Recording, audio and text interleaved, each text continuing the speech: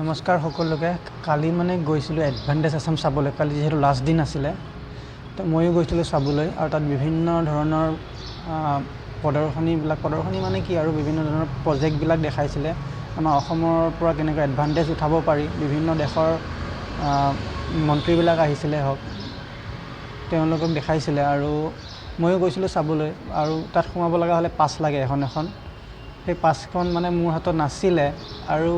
সকলোৱে সোমাব দিয়া নাছিলে একচুৱেলি সকলো যিবিলাক ধৰি লওক বিশেষ ব্যক্তি তেওঁলোকক সোমাব দিছিলে আৰু যিকোনো কোম্পানীৰ হওক বা অন্য কিছু কাম কৰি থকা সেইবিলাক ব্যক্তিক সোমাব দিছিলে ময়ো কিবা কৰি পাছ এখন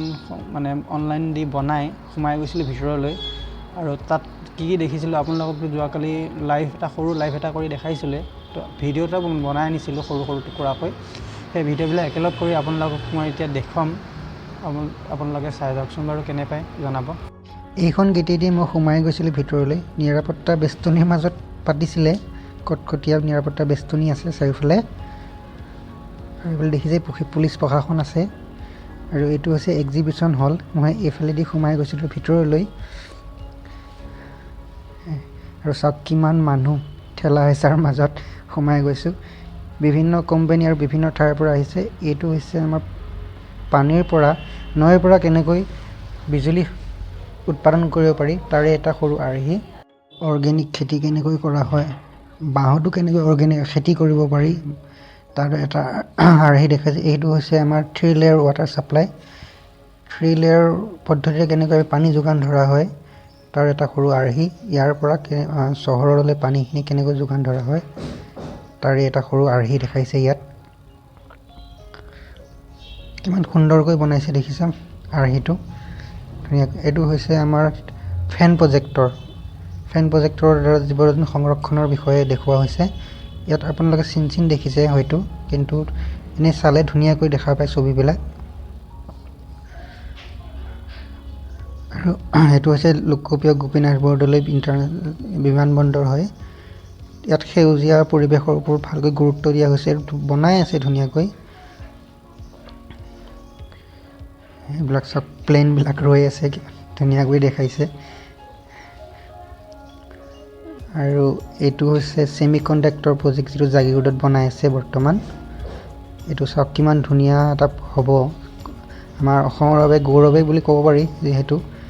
এতিয়া চিপ এইবিলাক আসামৰ হ'ব বা চিপ ইণ্ডিয়াৰ হ'ব গোটেইবিলাক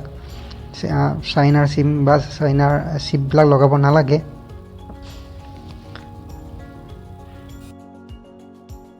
কণ্ডাক্টৰৰ মেচিনবিলাক এই মেচিনৰ চেমিকণ্ডাক্টৰ বনোৱা হ'ব এইবিলাক চব চিপবিলাক বনাইছে এই মেচিনৰ সহায়তে বনাইছে চিপবিলাক ইয়াত মেচিন বহুত কেইটা আছে আৰু ইয়াত বৰ্ণনা কৰি আছে কেনেকৈ চেমিকণ্ডাক্টৰবিলাক বনোৱা হয় তাৰ বিষয়ে ইয়াত যে দেখিছে মানুহবিলাক গোটেইবিলাক বেলেগ ধৰক কোম্পানীৰ হওক বেলেগ ঠাইৰ মানুহ হয় সেইবিলাক চাবলৈ আহিছে আৰু কোনোবা ইনভেষ্টমেণ্টো কৰিব আহিছে মেচিন গোটেইবিলাক আৰু ইয়াত বনাই থকা হৈছে চিপবিলাক সৰু এই দেখিছে কোলা যিবিলাক মেচিনটো ঘূৰি বনাই আছে সেইবিলাক চিপবিলাকেই হয়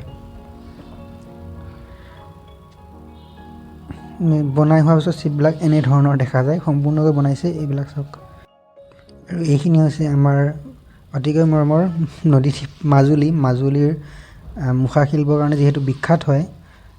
তাৰে কিছু ইয়াত আৰ্হি দেখুওৱা হৈছে আৰু